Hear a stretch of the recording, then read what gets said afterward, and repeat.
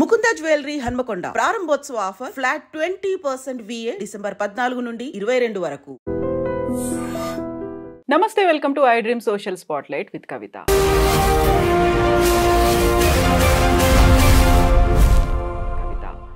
Pushpa 2 release సందర్భంగా సంధ్యా థియేటర్లో జరిగినటువంటి ఇన్సిడెంట్ తర్వాత బోల్డ్ అన్ని ఎపిసోడ్స్ మన ముందు కనిపిస్తున్నాయి. ఫస్ట్ అల్లు అర్జున్ అరెస్ట్, ఆ తర్వాత మధ్యంతర బెయిల్పై విడుదలైన తర్వాత 2 లెటర్లు సోషల్ మీడియాలో తిరుగుతున్నాయి. ఒకటి, మేము పర్మిషన్ అడిగాము అనేది PR టీం నుంచి వచ్చింది. అయితే పోలీసులు మేము హీరోయిన్లని VIPలని రావద్దన్నాము అనేటువంటి లెటర్ ఇప్పుడు ఎందుకు తిరుగుతున్నాయి? ఆ తర్వాత మళ్ళీ అల్లు అర్జున్ బెయిల్ రద్దు అవుతుంది, ఆయన్ని మళ్ళీ అరెస్ట్ చేస్తారనే వార్తలతో పాటుగా చిత్ర పరిశ్రమ తరలిపోతుంది అనేటువంటి వార్తలు కూడా ఎందుకు వినిపిస్తున్నాయి? మనతో పాటుగా ఉన్నారు senior journalist, film critic Bharadwaja గారు. సార్ నమస్తే.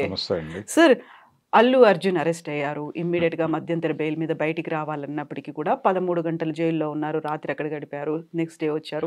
ఫిల్మ్ ఇండస్ట్రీ అంతా తరలి వచ్చింది, ఒక సంఘీభావం ప్రకటించింది.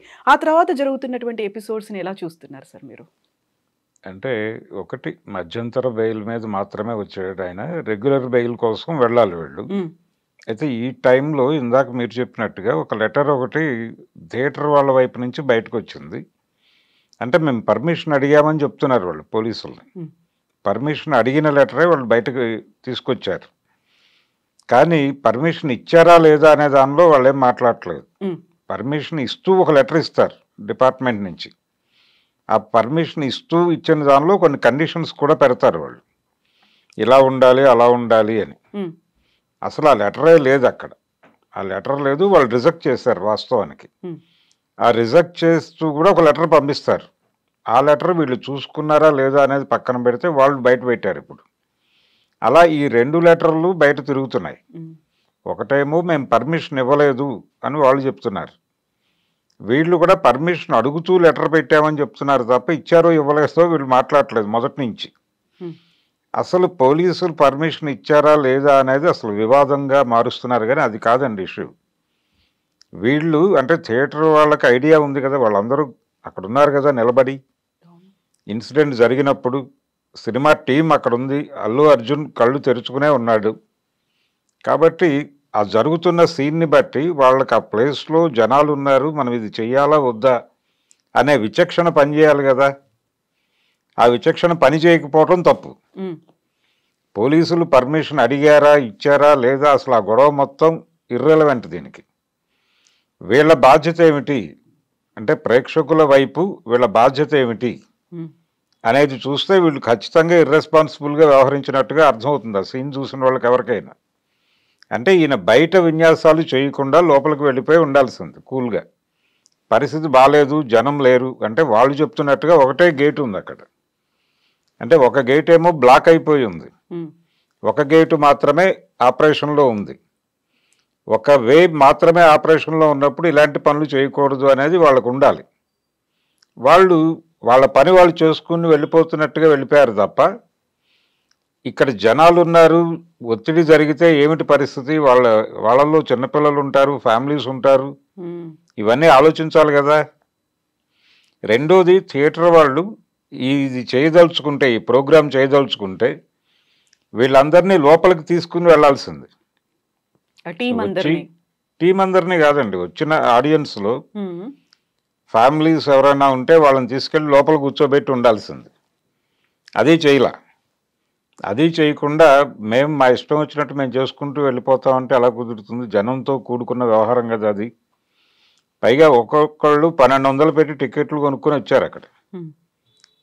70 రూపాయలు 100 రూపాయలు టికెట్లు కాదు, వాళ్ళు దాదాపు 10 రెట్లు ఎక్కువ డబ్బులు పెట్టి వచ్చారు అక్కడికి. వచ్చినప్పుడు వాళ్ళని ఎంత గౌరవప్రదంగా ఎంత మర్యాదపూర్వకంగా చూసుకోవాలి వాళ్ళు, అది లేదు. ఆ ఇర్రెస్పాన్సిబిలిటీ అనేది చాలా స్పష్టంగా కనిపిస్తోంది సంఘటనలు. కాబట్టి ఈ అరెస్టు జరగటము అనేది దాని ద్వారా ఒక ఇండికేషన్ అయితే ఇవ్వగలిగారు గవర్నమెంట్ వైపు నుంచి. ఇలాంటివి చేసేటప్పుడు కొంచెం ఒళ్ళు దగ్గర పెట్టుకుని చేయండి అని, అంతే తప్ప ఈ అరెస్టును ఖండించాల్సినటువంటి అవసరం ఏం లేదు. ప్రొసీజర్ ప్రకారమే జరిగిందనే అనుకోవాలి. అయితే దీని చుట్టూ ఇంకా రకరకాల విషయాలు దొరుకుతున్నాయి. ఆయన ఏదో అంటే పేరు చెప్పడం మర్చిపోయాడు, అంటే తడబడ్డాడు, ఇవన్నీ అవును, సీఎం పేరు చెప్పలేకపోయాడు, అందుకే కక్ష కట్టింది రాష్ట్ర ప్రభుత్వం, అందులో పర్టికులర్ గా రేవంత్ రెడ్డి కావాలని అవును. చేశారు. యాక్చువల్గా ఆ రోజు రేవతి గారి భర్త ఇచ్చిన కంప్లైంట్ మేరకే కేసు నమోదైంది. అందులో నాన్ బెయిలబుల్ సెక్షన్స్ ఉన్నాయి. ఉమ్, నాన్ బెయిలబుల్ సెక్షన్స్ కింద కేసు నమోదైన తర్వాత ఎవరో వ్యక్తి తెలిసిన తర్వాత అరెస్టు జరగకుండా తాత్సారం చేయటమే తప్పు. ఆ తప్పు రెక్టిఫై చేసుకోవడం కోసం వాళ్ళు అరెస్ట్ చేశారు అనుకోవచ్చు. ఉమ్, అంటే పోలీసులు అరెస్ట్ చేయడాన్ని ఎందుకు తప్పుపడుతున్నారో అర్థం కావట్లేదు ఇక్కడ. పోనీ లేట్గానే స్పందించి అరెస్ట్ చేశారు కదా, దాన్ని అప్రిషియేట్ చేయాలి ఎవరైనా, చట్టం మీద గౌరవం ఉన్నవాళ్ళు ఎవరైనా. ఉమ్, దాని మీద అంటే ఆయన ఏదో హర్ట్ అయ్యాడు అంటే ఈయన రేవంత్ రెడ్డి గారి పేరు చెప్పడం మాత్రమే కాదండి, ఇంకొకళ్ళ పేరు కూడా చెప్పలేకపోయాడు ఆయన. ఫిల్మ్ డైరెక్టర్ పేరే ఆహా, చెప్పలేదు. లేదండి, అక్కడ కందులు దుర్గేష్ గారి పేరు కూడా చెప్పలేదు ఆయన, తడబడ్డాడు. ఏపీ గవర్నమెంట్ నుంచి చంద్రబాబు నాయుడు గారి పేరు ఎందుకో గుర్తొచ్చింది అతనికి ప్రాపర్గానే. అలాగే సినిమాటోగ్రఫీ మినిస్టర్ అతను ఎవరో ఉండాలి అని చెప్పి తడబడుతుండగా వెనక నుంచే అందించారు, ముందు నుంచి కూడా అందించారు. ఉమ్, అందించిన తర్వాత అవును నాకు ఇంటి పేరు గుర్తురాక తడబడ్డాను, కందులు దుర్గేష్ కదా అన్నాడు. సరే అయిపోయింది అది. ఇలా అన్ప్రిపేర్డ్గా వచ్చాడు ఆయన, అసలు ఏమాత్రము ప్రిపరేషన్తో వచ్చినట్టుగా కనిపించలేదు ఆ దీనిలో ఈవెంట్లో. ఉమ్, వచ్చి టిక్కెట్ల రేట్లు పెంచుకోవటానికి పర్మిషన్ ఇచ్చిన 2 రాష్ట్ర ప్రభుత్వాలకి కృతజ్ఞతలు చెప్పాలి ఆయన, కానీ అభినందనలు చెప్పాడు. అంటే థ్యాంక్స్ చెప్పే బదులు కంగ్రాట్స్ చెప్పాడు ఆయన. అదొక దారుణమైన మిస్టేక్. ఇలా టోటల్గా బన్నీ ప్రసంగంలో చాలా ఇబ్బందులు ఉన్నాయి. అయితే దీని వలన హర్ట్ అయ్యాడా అనేది ఈ అరెస్టుతో లింక్ చేసి మాట్లాడుతున్నారు. ఉమ్, అయితే అయి ఉండొచ్చు. ఇదేంటి మనం ఎంత చేస్తున్నాం, వీళ్ళు కనీసం మన పేరు కూడా ఉచ్చరించడం రావడం లేదు వీళ్ళకి అని అనుకుని ఉండొచ్చు. ఆయన క్లోజ్ సర్కిల్లో ఆయన రియాక్ట్ అయినట్టుగానే ఒక మాట బయట ప్రచారంలో ఉంది. అంటే ఆయన దృష్టికి తీసుకెళ్లారు ఆ వీడియో చూపించి. ఉమ్, చూపిస్తే అరే మనం ఎంత చేస్తున్నాం, వీళ్ళేంటి మన పేర్లు చెప్పడానికి కూడా ఇబ్బంది పడుతున్నారు అనే మాట ఆయన నోట్లోంచి వచ్చింది అనే మాట సర్క్యులేషన్లో ఉంది బయట. అయినప్పటికీ ఇవన్నీ పక్కన పెట్టి అక్కడ ఒక మనిషి చనిపోయింది, అరెస్టు జరిగింది, జరిగిన సంఘటనలో మా తప్పు కూడా ఉంది అనేది ఎందుకు అడ్మిట్ చేయట్లేదు? యూనిట్ కావచ్చు, అల్లు అర్జున్ కావచ్చు, ఎంతసేపు తప్పు పోలీసుల మీదకి నెట్టేసే ప్రయత్నం చేస్తున్నారు తప్ప, లేకపోతే జనం వచ్చినప్పుడు ఇలాంటివి జరుగుతాయి అని చెప్తున్నారు తప్ప, అక్కడ జరిగిన సంఘటనలో మా వైపు నుంచి కూడా ఏవైనా పొరపాట్లు దొర్లుండొచ్చు, అందుకు సారీ చెప్తున్నామని ఒక్క మాట ఎందుకు అనడం లేదు అనేది ఒకటి. ఉమ్, రెండోది, ఎందుకు కనీసం ఆ పిల్లవాడిని చూడటానికి కూడా ఆయన హాస్పిటల్కి వెళ్ళలేదు. దీంతో పాటు ఆనంద్ గారు వెళ్ళి పరామర్శించి వచ్చాడు నిన్న, పోలీస్ ఆఫీసర్ సిపి ఆనంద్ వెళ్ళి మాట్లాడాడు అక్కడ బయటకు వచ్చి. అంటే ప్రస్తుతం అతనికి జరుగుతున్న చికిత్స అంతా కూడా ప్రభుత్వం ఖర్చుతోనే జరుగుతున్నట్టుగా ఆయన ఉమ్, చెప్పాడు. మరి వీళ్ళు మేమే చేస్తున్నాము అనే మాట పదే మాట్లాడారు. మరి వీళ్ళు నిజంగా చేస్తున్నారా లేకపోతే అలా మాట్లాడారా అనేది కూడా ఒక అనుమానం ఉంది ఇప్పుడు ప్రపంచంలో. ఈ 25 లక్షలు అనౌన్స్ చేశాడు ఈయన, ఉమ్, ఒక వీడియో చేసి దానిలో ప్రకటించాడు. ఆ 25 లక్షలు తను పర్సనల్గా ఇస్తున్నాడా, యూనిట్ మొత్తం అంటే సినిమా యూనిట్తో కలిపి ఇస్తున్నాడా అనే దానిలో క్లారిటీ లేదు. ఆయన సక్సెస్ మీట్లో కూడా మాట్లాడాడు అదే విషయం. ఉమ్, కానీ ఇప్పటిదాకా వాళ్ళకి ఏ రకమైనటువంటి సహాయం వీళ్ళ వైపు నుంచి అందినట్టయితే లేదు. మొత్తం ఖర్చు ప్రభుత్వమే భరిస్తోంది అన్నట్టుగా ఆనంద్ గారు మాట్లాడాడు. దానికేం సమాధానం చెప్తారు వీళ్ళు అనేది చూడాలి. ఉమ్, ఈ లోపు అంటే ఈ అరెస్టుకు సంబంధించి బెయిల్ రావడానికి సంబంధించి బెయిల్ ఎలా వచ్చింది వీళ్ళకి అంటే ఇన్ని గందరగోళాలు ఉన్నాయి కాబట్టి ఆయన బయట నుంచి విచారణకు సహకరిస్తాడు. మీరు అతను అంటే ఆయనకి ఏ మనిషికైనా స్వేచ్ఛగా ఉండేటువంటి హక్కు రాజ్యాంగం ప్రకారం ఉంది కాబట్టి దాన్ని కన్సిడర్ చేసి బెయిల్ ఇవ్వండి అని అడిగారు ఆ రోజున ఉమ్, వీళ్ళ అడ్వకేట్.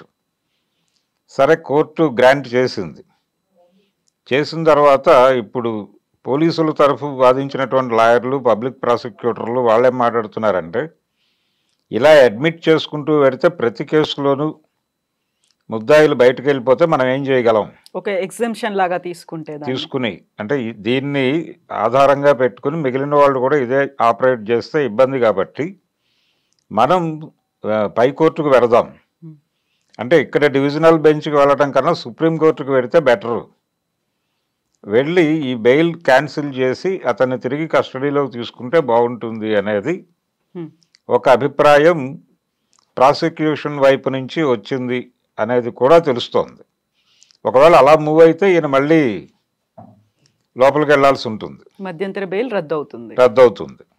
కాబట్టి ప్రమాదం ఉన్నప్పటికీ ఇప్పటికీ అంటే ప్లాన్ చేసుకుంటున్నాడు ఆయన, అంటే రేవంత్ రెడ్డి గారిని కూడా కలవాలని అనుకుంటున్నాడు అల్లు అర్జున్ అని వినిపిస్తోంది.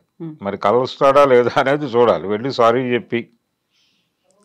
చెప్పడానికంటే ముందు ప్రజలకి, ప్రేక్షకులకి ఆయన ఒక క్షమాపణ చెప్పాల్సిన అవసరం అయితే ఉంది. ఆ రోజు జరిగినటువంటి సంఘటనలో మా తప్పు ఉంది, థియేటర్ యాజమాన్యం తప్పు కూడా ఉంది, మేం గమనించి ఉండాల్సింది, అక్కడ పరిస్థితులు బాగాలేవు, స్పేస్ తక్కువ ఉంది, జనాలు ఎక్కువ ఉన్నారు, కాబట్టి అక్కడ మేము అన్వాంటెడ్ డిస్టర్బెన్స్ క్రియేట్ చేశాము, అది మా వైపు నుంచి జరిగిన తప్పు, అందుకు సారీ చెప్తున్నాము అంటే సరిపోతుంది. ఈయనేమి A1 గానో A2 గానో లేడు, A11 గా మాత్రమే ఉన్నాడు. చెప్పాడు ఆయన క్లియర్గా. ఇంకా పైన చాలా మంది ఉన్నారు, వాళ్ళందరూ వస్తారంటే ఈ పిఆర్ టీము, ఈ ఫ్యాన్స్ని ఇన్వైట్ చేసినటువంటి వాళ్ళు, వీళ్ళందరినీ ఈ గ్యాప్లో పెట్టే ఛాన్సెస్ ఉన్నాయి. అందుకని కేవలం థియేటర్ వాళ్ళు, అల్లు అర్జున్ మాత్రమే బాధ్యత కాదండి, ఈ సినిమా నిర్మాతల దగ్గర నుంచి దాన్ని ఈవెంట్గా చెయ్యాలి అనుకున్నటువంటి టీం వరకు అందరి ప్రమేయము, బాధ్యత ఉంది దానిలో. దాన్ని అడ్మిట్ చేయటానికి మొహమాట పడుతున్నారు వీళ్ళు అనవసరంగా. పైగా దీన్ని ఇండస్ట్రీ మీద కక్ష కట్టింది తెలంగాణ ప్రభుత్వం అన్నటువంటి యాంగిల్లోకి పట్టుకెళ్తున్నారు. అదొక ధోరణి, అదొక ప్రచారం. దీంతో ఇండస్ట్రీ మొత్తం కూడా రేవంత్ రెడ్డికి ఏదో ఒక గుణపాఠం నేర్పే ప్రయత్నంలో ఆలోచిస్తున్నారు. అసలు ఇక్కడ నుంచి ఇండస్ట్రీని షిఫ్ట్ చేసేద్దాం అనుకుంటున్నారు దాకా ఎక్స్పాండ్ అయిపోయింది గోల.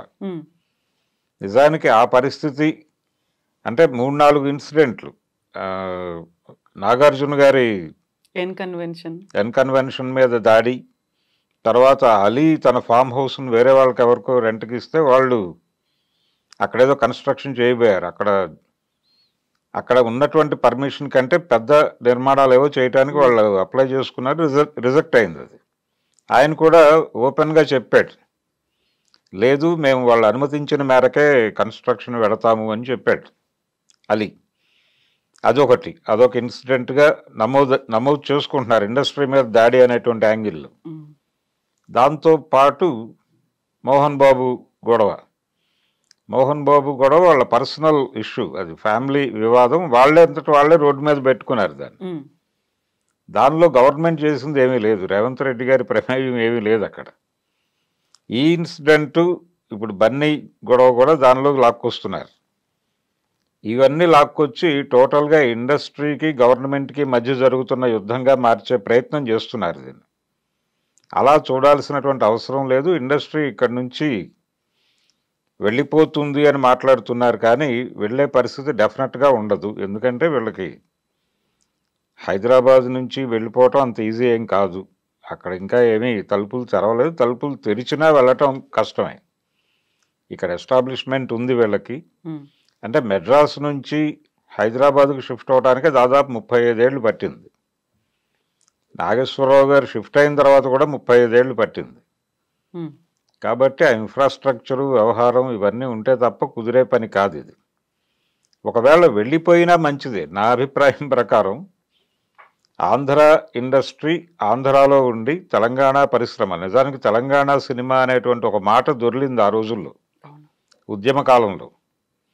ఆ తర్వాత ఆ నినాదం వెళ్ళిపోయింది. రామోజీ ఫిలిం సిటీని 1000 నాగళ్లతో దున్నిస్తానన్నాడు ఆయన, 1,00,000 నాగళ్లతో. ఆ 1,00,000 నాగళ్ల నినాదం వెళ్ళిపోయింది వెనక్కి. తర్వాత రాచకొండలో ఒక ఫిలిం సిటీ నిర్మిస్తాను తెలంగాణ సినిమా కోసం అని చెప్పాడు కేసీఆర్ గారు, అది అవలేదు. ఇవన్నీ పక్కకి వెళ్ళిపోయి వాళ్ళు కలిసిపోయారు వీళ్ళతో. కలిసిపోయి ఇక్కడ ఉన్నటువంటి ఫిలిం ఛాంబర్ ఆంధ్ర ఫిలిం ఛాంబర్గా వర్క్ చేస్తోంది. దీనికి ప్యారలల్గా తెలంగాణ ఫిలిం ఛాంబర్ అని ఇంకోటి ఉంది. కానీ తెలంగాణ ఫిలిం ఛాంబర్ ఉంది కానీ పేరుకి, అది కూడా దీనికి 6వ వేలుగా మాత్రమే ఉంది, ఒక ఉపాంగంగా ఉంది తప్ప అది సొంతంగా ఏమీ ప్రోగ్రామింగ్ లేదు దానికి. వాళ్ళు కూడా ఏం చేయాలన్నా ఏదైనా టైటిల్ రిజిస్టర్ చేసుకోవాలన్నా వీళ్ళని అడిగి చేస్తున్నారు. ఆ కండిషన్లో నడుస్తోంది తప్ప తెలంగాణ సినిమా ఆంధ్ర సినిమా రెండు విడివిడిగా ఎమర్జ్ అయితే బాగానే ఉంటుంది. ఇందులో భాగంగా గనక జరిగితే ఒకవేళ తప్పేం కాదు అది. ఇప్పుడు ఉత్తమ ప్రాంతీయ చిత్రము అనేటువంటి కేటగిరీలో తెలుగు సినిమాకి అవార్డు ఇస్తే తెలంగాణకు వెళ్తుందా ఆంధ్రాకి వెళ్తుందా అనేటువంటి ఒక మీమాంస వస్తుంది. అందుకని తెలంగాణ జీవితాన్ని చిత్రించే సినిమాలు తీసుకుంటూ తెలంగాణ సినిమా ఎమర్జ్ అవ్వచ్చు. అలాగే ఆంధ్ర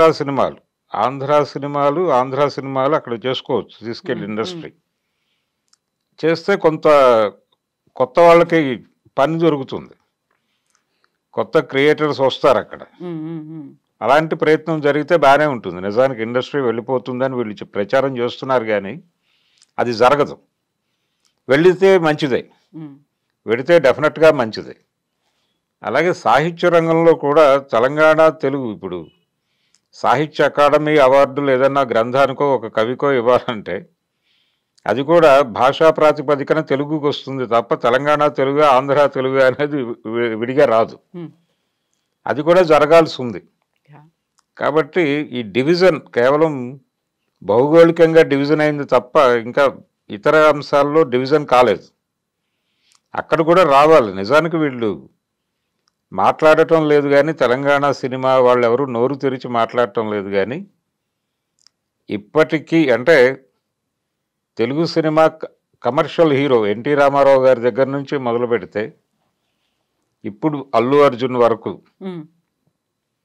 ఇన్ని సంవత్సరాలు అంటే 75 సంవత్సరాల చరిత్ర అంటున్నారు. ఎన్టీఆర్ గారు ఇండస్ట్రీ ప్రవేశించి 75వ సంవత్సరం ఇది. కాబట్టి 75 సంవత్సరాల చరిత్రలో ఎప్పుడూ కూడా తెలుగు సినిమా హీరో అడ్రస్ తెలంగాణలో లేదు.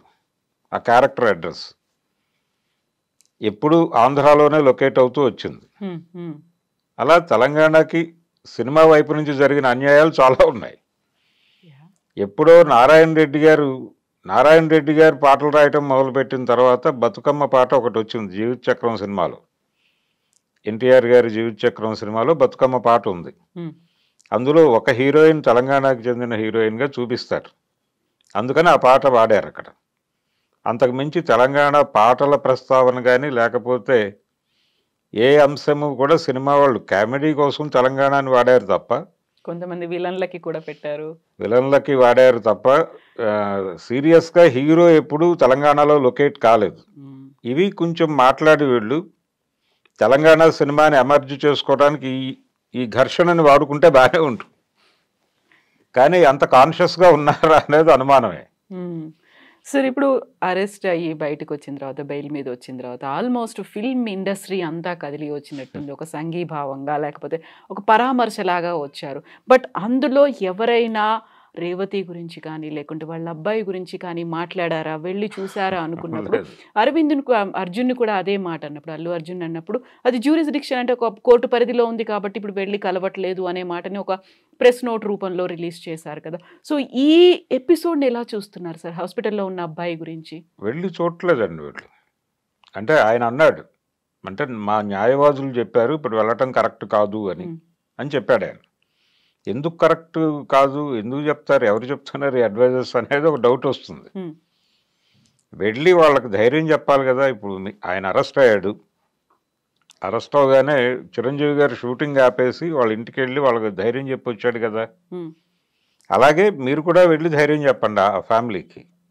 తప్పే ఉంది దానిలో. ఎందుకు హెసిటేట్ చేస్తున్నారు, ఎందుకు అనుమానిస్తున్నారు మీరు వెళ్ళటానికి? టెక్నికల్గా వచ్చే ఇబ్బంది ఏముంది? ఆవిడ భర్తను కలవచ్చు, కలిసి ఓదార్చి బాబు మేము ఉన్నాము అని చెప్పచ్చు. ఇతను మాత్రమే కాదు, సినిమా పరిశ్రమకు సంబంధించినటువంటి అనేక ఆర్గనైజేషన్ ఉన్నాయి. అంటే ఛాంబర్ నుంచి ఒక ప్రతినిధి బృందం వెళ్ళి ఆ ఫ్యామిలీకి భరోసా కల్పించే ప్రయత్నం చేయొచ్చు. ఎందుకంటే ఇది సినిమాకి సంబంధించిన గొడవ. సినిమా హీరోని అరెస్ట్ చేశారు కాబట్టి ఇండస్ట్రీయే ఇక్కడి నుంచి తరలి వెళ్ళిపోతుంది అనే ప్రచారం జరుగుతున్న టైంలో ఆ కుర్రవాడిని ఛాంబర్ నుంచి ఒక బృందం వెళ్ళి పరామర్శిస్తే ఏమవుతుంది? అది కూడా చేయలే వీళ్ళు. అసలు ఆ ఏరియానే మనకు సంబంధం లేని గొడవ, అసలు ఆ ఇన్సిడెంట్తో మనకు ఏ సంబంధము లేదు, అదేదో విధివశాత్తు జరిగిపోయింది అన్న టోన్లో మాట్లాడుతున్నారు వీళ్ళు. ఆవిడ మరణం కూడా ఏదో ఆవిడకి అక్కడ మరణం రాసిపెట్టుంది కాబట్టి అక్కడ చనిపోయింది తప్ప మా ప్రమేయం ఏమీ లేదు అన్నట్టుగా మాట్లాడేస్తున్నారు వీళ్ళు. అది తప్పు, ఆ ధోరణి తప్పు. స్పష్టంగా వీళ్ళ పాత్ర ఉంది దానిలో.